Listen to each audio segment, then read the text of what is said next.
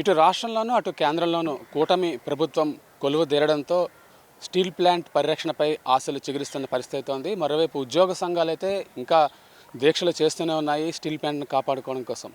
అయితే Steel Authority of India సెయిల్లో independent డైరెక్టర్గా ఉన్న కాశీ విశ్వనాథరాజు గారు స్టీల్ ప్లాంట్ పరిరక్షణ కోసం చేయని ప్రయత్నాలు అయితే లేవు. అయితే కేంద్ర స్టీల్ శాఖ మంత్రి ఏదైతే స్టీల్ ప్లాంట్ను డిజిన్వెస్ట్మెంట్ చేస్తున్నామని చెప్పారో ఆ తర్వాత మళ్ళీ ఈ కూటమి ప్రభుత్వం వచ్చిన తర్వాత మొట్టమొదటిసారి పర్యటిస్తున్న స్టీల్ ప్లాంట్లో మంత్రిగా మనం చెప్పుకోవచ్చు కుమారస్వామి గారు. ఆయన స్టీల్ మంత్రి హోదాలో విశాఖపట్నంలో పర్యటిస్తున్న నేపథ్యంలో సర్వత్రా ఉత్కంఠ నెలకొంది. స్టీల్ ప్లాంట్పై ఒక సానుకూల ప్రకటన వచ్చే అవకాశాలు కనిపిస్తున్నట్టుగా తెలుస్తోంది. ప్రస్తుతం స్టీల్ అథారిటీ ఆఫ్ ఇండియా సెయిల్లో ఇండిపెండెంట్ డైరెక్టర్గా ఉన్న కాశీ విశ్వనాథరాజు మంత్రి ఉన్నారు. సార్ మీరు చెప్పండి, ఆయన పర్యటనతో ఎలాంటి వాతావరణం ఒకసారిగా మారబోతుంది అనుకుంటున్నారు? జూన్ 26వ తేదీన మా రాష్ట్ర అధ్యక్షులు ప్లస్ రాజమండ్రి ఎంపీ అయినటువంటి పురంధేశ్వరి గారి నాయకత్వంలో అనకాపల్లి ఎంపీ సీఎం రమేష్ గారు, అదేవిధంగా నరసాపురం నుంచి ప్రాతినిధ్యం వహిస్తున్న భూపతిరాజు శ్రీనివాసవరం గారు, వారు ఉక్కు సహాయ మంత్రి కూడా, మీ ముగ్గురితో పాటు ఇండిపెండెంట్ డైరెక్టర్గా సెయిల్లో విలీనం చేయమని చెప్పి నేను కూడా వెళ్ళి నలుగురం కలిసి కేంద్ర మంత్రి గారిని కలవడం జరిగింది. అది జూన్ 26. 14 రోజుల్లోనే వారు సానుకూలంగా స్పందించారు.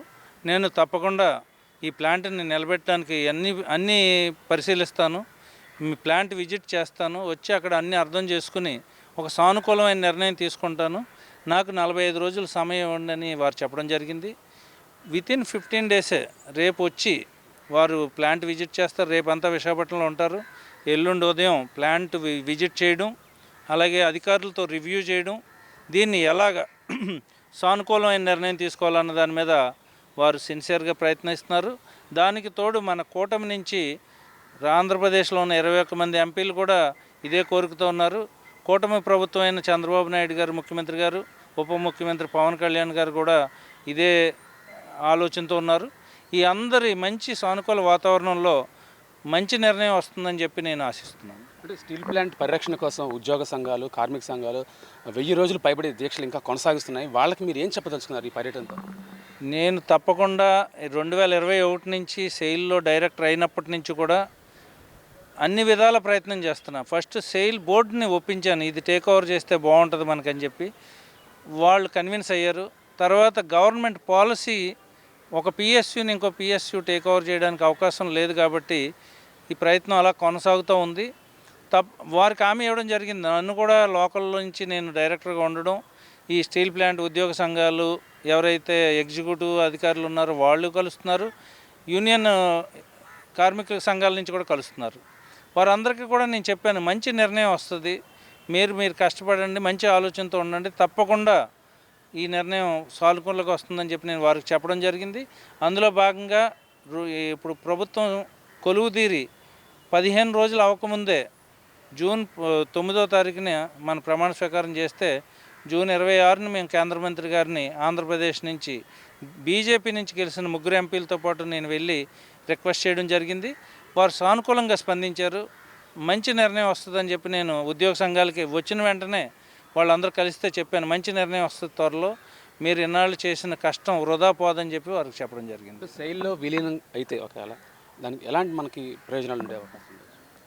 సెయిల్ ఒక సమర్థమైన నాయకత్వం ఉంది. ఇండియన్ స్టీల్ ఇండస్ట్రీలో 20 మిలియన్ టన్నుతో 5 రాష్ట్రాల్లో వారి ప్లాంట్లు ఉన్నాయి. మంచి మార్కెటింగ్ నెట్వర్క్ ఉంది.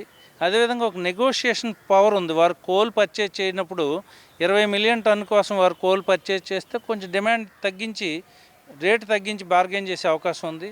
అదేవిధంగా వాళ్ళకు ఉన్న క్రెడిబిలిటీతో రేట్ ఆఫ్ ఇంట్రెస్ట్ చాలా తేడా ఉంది. ఒక RINL చూస్తే వీళ్ళు రీపేమెంట్ హిస్టరీకి బాగోలేని వల్ల దానికి రేట్ ఆఫ్ ఇంట్రెస్ట్ ఎక్కువ అవుతుంది.